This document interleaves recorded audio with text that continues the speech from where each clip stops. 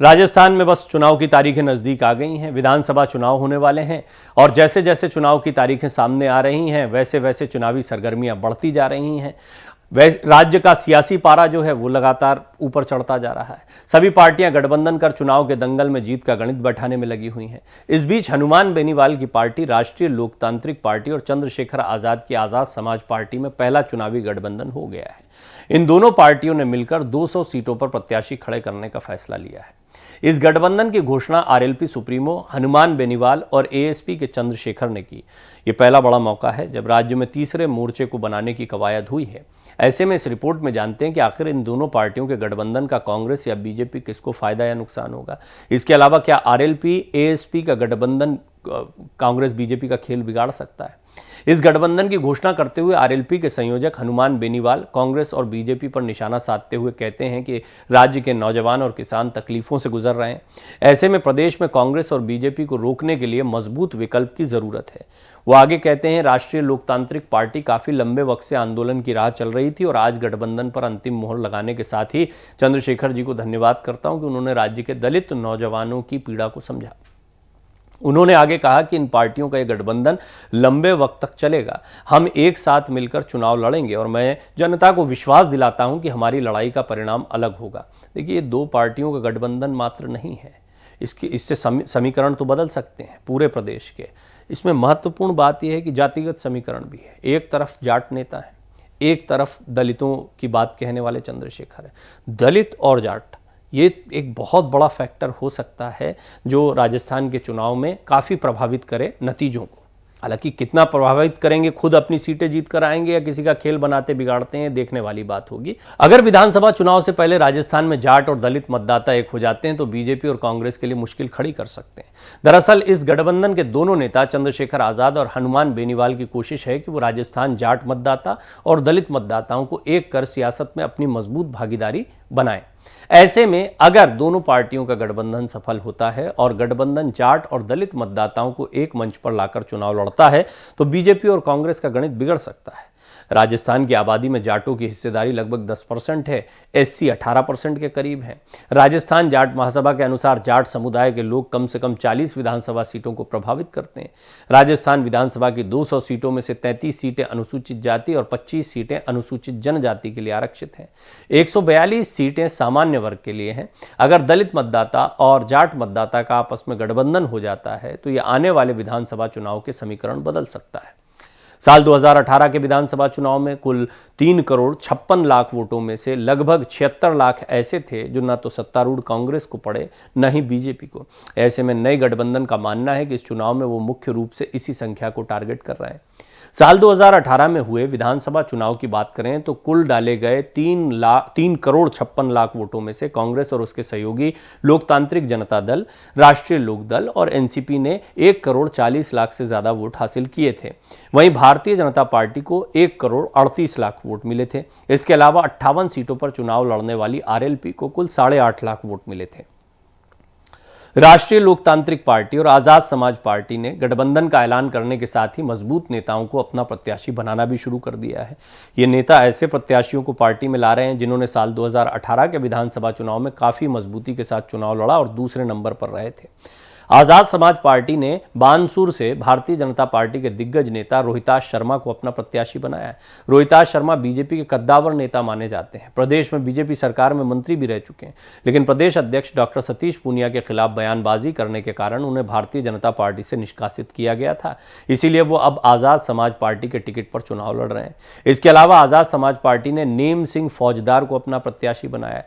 नगर विधानसभा से नेम सिंह मजबूत उम्मीदवार माने जा रहे हैं। इस बार दलित वोट आने की उम्मीद के कारण नेम सिंह राजस्थान विधानसभा सीट पर सबसे मजबूत प्रत्याशी माने जा रहे हैं। नगर विधानसभा सीट पर 50,000 मुस्लिम मतदाता, 45,000 गुर्जर मतदाता और 40,000 जाट मतदाता हैं।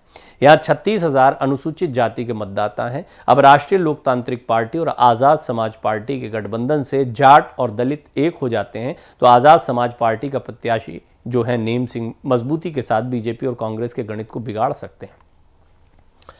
राजस्थान में सत्ता में पहली बार आई कांग्रेस सरकार ने टीकाराम पालीवाल के नेतृत्व में साल 1950 में जागीरदारी व्यवस्था को समाप्त कर दिया था और किसानों को जमीन पर अधिकार देते हुए कई सुधार पेश किए थे। ऐसा करना प्रदेश के कृषक समुदाय के लिए बहुत बड़ी जीत साबित हुई, जिसके बाद नाथूराम मिर्धा, कुंभाराम आर्य और रामनिवास मिर्धा जैसे कई पार्टी नेता, विधायक, फिर मंत्री और यहां तक कि केंद्रीय मंत्री भी बने। उनके परिवार अभी भी राजनीति में है। साल 1977 में हिंदी पट्टी में एक आध सीट ही ऐसी थी जिस पर कांग्रेस के सांसद चुनाव जीते थे, जिनमें नागौर सीट भी शामिल थी।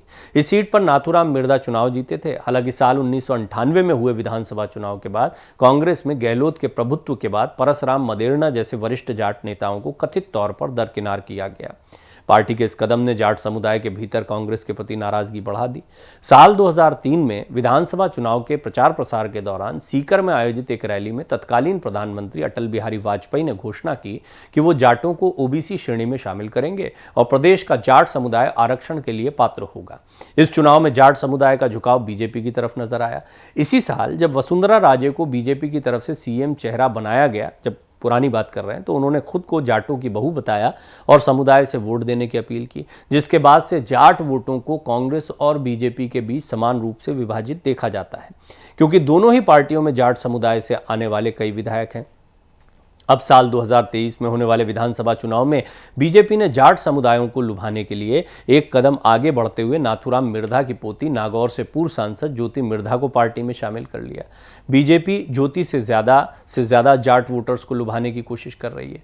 साल 2018 में हुए विधानसभा चुनाव के परिणाम को देखें तो इस चुनाव में कांग्रेस और बीजेपी के बीच सिर्फ आधा फीसद वोटों के अंतर ने बड़ा उलटफेर कर दिया था। कांग्रेस को लगभग 39.3% वोट मिले तो बीजेपी को 38.7% के आसपास वोट मिले थे, पर आधा फीसद वोटों के मामूली अंतर की वजह से 27 सीटों का फासला दोनों दलों के बीच हो गया, जिसका मतलब है कि उस चुनाव में कांग्रेस को बीजेपी से 27 सीटें ज्यादा मिली। ठीक इसी तरह छोटे दलों को कुल मिलने वाले वोटों के आंकड़े करीब 12% हैं। इससे ये तो साफ है कि पिछली बार के चुनाव में छोटी पार्टियों ने भारतीय जनता पार्टी और कांग्रेस के वोटों में बड़ी हिस्सेदारी कर ली। साल 2018 के चुनाव में लगभग 86 दलों ने हिस्सा लिया था। इस बार भी इस आंकड़े का इसी के आसपास रहने की उम्मीद है। साल 2018 के चुनाव में निर्दलीय उम्मीदवारों को 9.47% मत मिले थे, 13 सीटें जीती थी। कुल मिलाकर छोटे दलों और निर्दलियों को मिले वोट मिलाकर लगभग 22% हो जाते हैं, जो दोनों पार्टियां मिस कर गईं।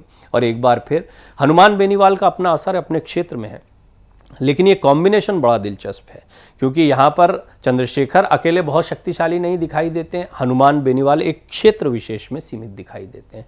लेकिन जब वो ऐसा कोई कॉम्बिनेशन बना लेते हैं तो यहाँ पर सोच बहुत स्पष्ट है, जाट और दलित मतदाताओं को एक जगह पर लाना, एक विकल्प देना। निश्चित तौर पर जब भी कोई पॉलिटिकल पार्टी चुनाव लड़ती है, सभी सीटों पर चुनाव लड़ रही है, तो यहाँ पर उनकी सोच इतनी भर नहीं होती कि वो किसी का खेल बना दे, बिगाड़ दे। मजबूत से मजबूत प्रत्याशी उतारेंगे, कोशिश करेंगे कि उनकी सीटों को बढ़ाएं।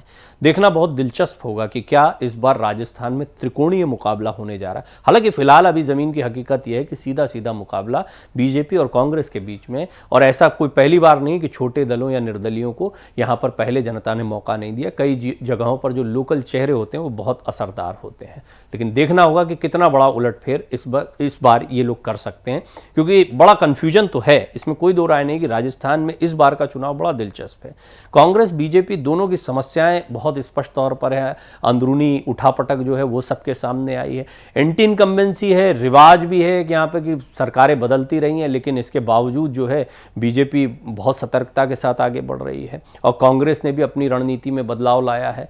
बेशक वहाँ पर उनकी आपसी खींचतान पायलट गहलोत की उनके लिए परेशानी का सबब बनी, लेकिन अशोक गहलोत लगातार अपनी योजनाओं को सामने रख रहे हैं, बहुत कॉन्फिडेंस दिखा रहे हैं रिपीट का। तो देखना दिलचस्प होगा इस बार के नतीजे, और उसमें ये तीसरा धड़ा जो है, जो अपने प्रयास कर रहा है, ये कितनी हिस्सेदारी लेकर जाता है।